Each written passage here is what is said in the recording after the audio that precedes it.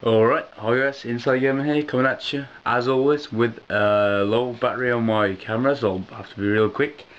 So, today I thought I'll do a new episode of the gaming news, so I will be giving you some World of Warcraft and Starcraft gaming news in a second, but first off, I've been having a 4-day LAN party.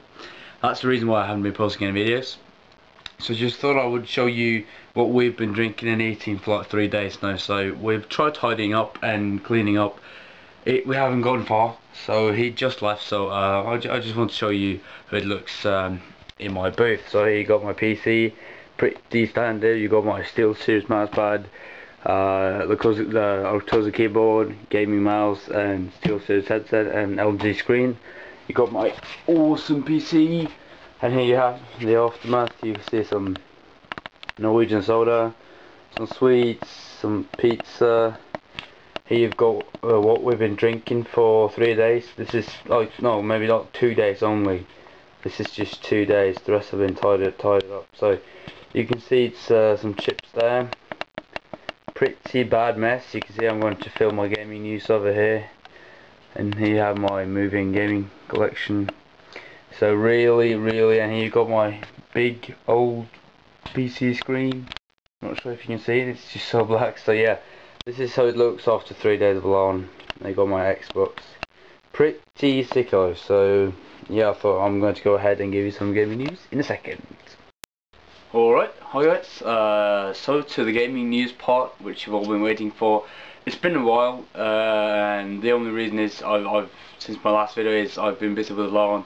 It's holiday. I've been busy installing new games for my PC, stuff like that. But I've finally come back to making a video, and this will be a gaming news episode. I believe it's episode 3. And wow, what a great week for esports and World of Warcraft, Starcraft. I'm just gonna jump right ahead.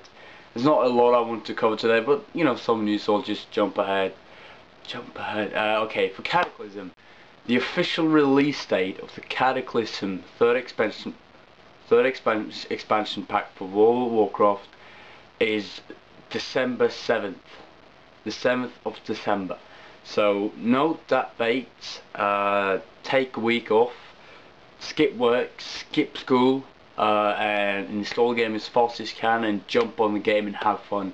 I think it was yesterday or 2 or 3 days ago, this week at least, the beginning of this week or last week, they announced the official release date. So hey, and with Cataclysm, there's also coming out a excuse me, public beta test. So soon everyone can enter beta. So if you didn't receive a beta invite, you will soon be able. I assume in a couple of days, everyone will be able to enter the beta test, and no worries there. Also, Blizzard will implement the new Cataclysm rating system in Wrath of Lich King. So I think this week or next week they will release a patch which implements the new rating system, so that rating guilds can get used to it, and Blizzard can get any necessary constructive feedback about the system. Because I think this is good, because let's say Blizzard release the new rating system with Cataclysm. That would mean that if there were any fault with the system, or you could abuse it or something like that, everyone would do it, and the race, the world's first race, when you got Insidia for the Horde, Paragon, Prima Notion, everyone coming back for the world's first kills, and if this system just doesn't work out, that can ruin the whole race. And the raiding race is important for a lot of people. It's actually competitive, and some of these people are actually sponsored. They make money from it.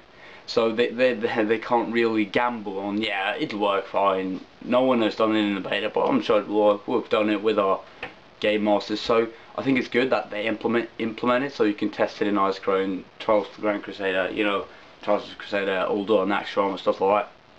And the new rating system, in case you didn't know, is 10 and 25 man is the same lockout, so you can't do both. It drops the same loot, just more on 25 man. But they say that they will combine the achievements, so it will actually be the same achievements for 10 and 25 man, which upsets a lot of high-end raiders. But yeah, we'll see how it works out. And Probably the biggest happening in esport history, in gaming history, happened this week, or one of them. Starcraft 2 finally got big in Korea. Starcraft is probably the most important and competitive game in the world, and the first global Starcraft League tournament was held, or the final were held last week.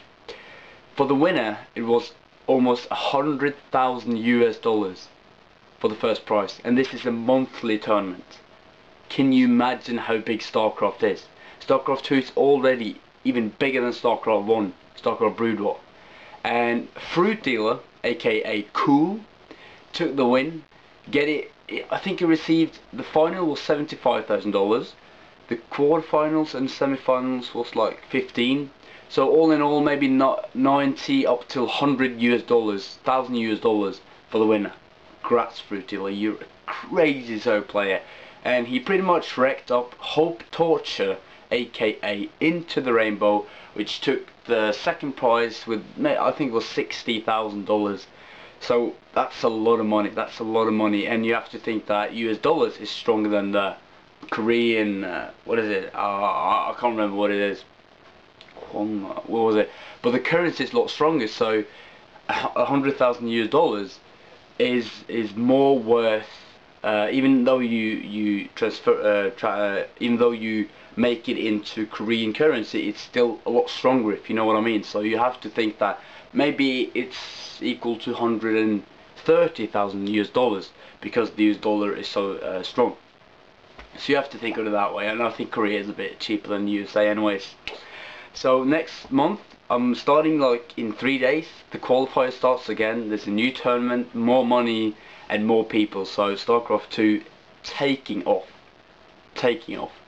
And speaking of tournaments, the World Cybergames, which is the biggest international esport tournament, was held this week. And the Starcraft tournament was won by Flash, which is the best Starcraft player in the world at the moment. He's #1. And actually the finals was versus Godzilla. Now this is interesting because Flash and Jadon are the two dominating Starcraft 2 players, Starcraft players in the world. They're the best. There's no one equal as good. But they faced off in the semi-finals, and Flash knocked out Jadon. So Jadon actually had to win over some I think it was Ukrainian guy in the bronze final, and obviously Jadon took the 3rd place. But it should have been Flash and Jadon in the finals. But if they meet in the semi-finals, they do, and Flash actually won before Godzilla, which was the 2nd place. And I'm doing this a lot because I've recently started using glasses. Pretty cool. And my hair is boom after 3 days of lawn. So all looking good. And the Counter-Strike final, if you watched it, oh my god, it was such an epic final. It was Na'Vi, the Ukrainians, versus MTW, the Danes, and it was fucking insane. Me and my friend was watching it, and I think it was second overtime. So kill. So they took, I think Na'Vi had a big lead. They were like 14-9, and they only needed one round. But then MTW took 6 runs in a row or something and forced overtime, and it was still equal after the 1st overtime. So it was a 2nd overtime. It was fucking crazy. I'm not sure how much time I've got left.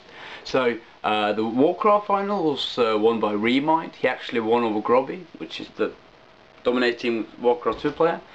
But hey, so that's about it for this episode of Gaming News, and I'll see you guys in my next game.